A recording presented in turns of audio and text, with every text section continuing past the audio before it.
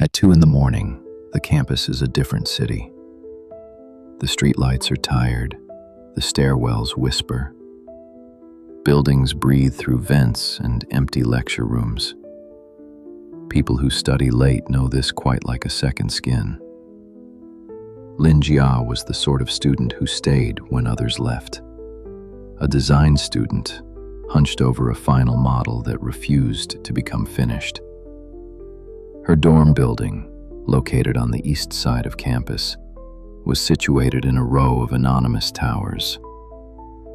She locked the studio at 1:30, carried a box of prints back to her dorm, and called the elevator with a small, careful press. She was alone when the doors sighed shut. She pressed 7 for her floor. The plastic button glowed and obediently blinked. For a second, the elevator felt ordinary, small, cramped, perfectly banal. Then, without her touch, the number 4 lit up on the panel. Lin Jia frowned. She glanced at the display. The 4 flickered, then went dark. The elevator hummed as if reassured, and the lights stayed neutral, neither bright nor quite warm. She pressed 7 again. The elevator's interior light flickered faster, and the 1, 2, 3 display scrolled upward. The 4 winked on again. Then the panel showed 14, a number she had never seen in the building. And by the time she understood what that meant, the elevator continued to climb. In many Chinese buildings, certain numbers have been removed from panels to make people feel safer. The number 4 in particular sounds like the word for death in Mandarin. And young parents often avoid apartments on those floors. Older neighbors also tend to avoid room numbers that carry a bad rhythm. It's called tetraphobia, and in China, it has left its mark on doors and elevator panels. But Lin Jia had never believed these things. She only believed in deadlines and the concrete weight of paper under her arm. The panel kept showing the impossible numbers as the elevator climbed past levels that should not exist. 14, 18. Numbers omitted in her building, printed out of habit and superstition. The lights dimmed. She reached for the emergency stop button and pulled, but nothing happened. Instead, the closed doors button illuminated as if existing in a different reality. The elevator continued to rise. The lights went grainy. The readout on the panel purred and rewrote itself. On the tiny screen where the floor number was displayed, a single black brushstroke appeared, as slow as lacquer drying.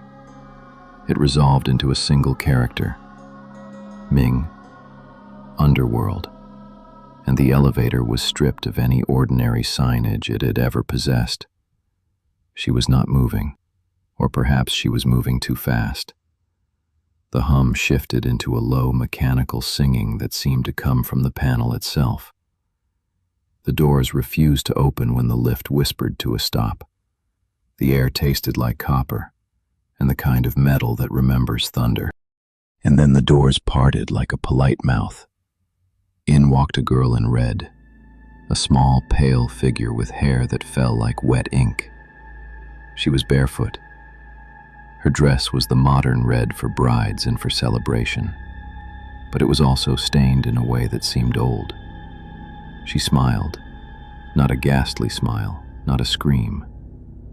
A soft, waiting smile, the kind that makes you check to see if you have a friend with you. It is said that when the world miscounts its floors, it sometimes opens a door to a floor that belongs to something else, a seam behind the skin of the city. When you find that seam, when the elevator remembers floors that do not belong to living people, the rule is old and simple. Do not step out. Do not return someone's glance. Do not accept their smile. People tell the story as a warning. Refuse the ritual, Refuse the exit and, if you can, tell none of it. Linjia's feet betrayed her. Maybe she moved because she wanted proof.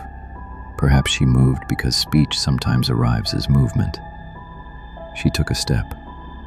A voice, like someone whispering from a subway grate, came from the girl. The lift smelled suddenly of jasmine and old lacquer. The girl in red tilted her head. "Lin," she said. Her voice was a translation without a dictionary, a memory trying to speak through someone who had never learned the words. Lin Jia's name, spoken where nobody should know it, spread hot in her throat. The elevator light swam. The floor under her feet thrummed as if counting beads. Lin Jia tried the close button again and again. The girl in red reached a hand forward, pale, slender, and the air in the elevator felt like the page of a book being turned. For a second, the hand was not small at all. It was the hand of something that had once been a corpse's memory, a hand practiced in asking. "You're leaving," the girl said. It wasn't a question. Lin Jia could not move. Her arms were full of paper. Her jaw felt heavy. She thought of the work she had yet to do, the model she could not leave unfinished. She thought of everything ordinary that seemed suddenly impossible to return to. People say if an elevator takes you to floors that don't exist, you must never get out, no matter who gets in. In a city of 1,000 midnights, you may be tempted to say yes to anything warm and smiling and barefoot. But that is how you become a story other students later tell as a warning. Lin Jia remembered this as if someone else had told it to her before. She let the girl's fingers close around her wrist in a polite, non-threatening way. She did not pull away. She did not accept the offered gaze. Instead, she set her palm against the illuminated emergency button with the kind of deliberate ritual that used to belong to living people. Press, hold, press again. The lift felt like it had shuddered itself awake. The girl in red smiled, then, almost apologetically, stepped backward. The lights contracted to a coldness like moonlight on tile. The doors closed. The elevator opened on Lin Jia's floor. The corridor looked the same. Fluorescent bulbs, posters for clubs, the damp smell of an old mop closet.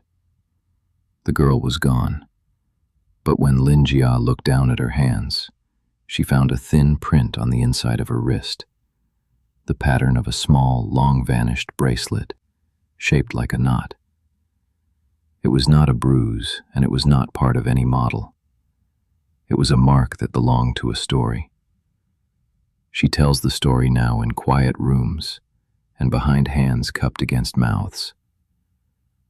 When you work late inside a city that remembers its numbers and its holes between things, leave the elevator alone if it miscounts. Let it hold its secrets.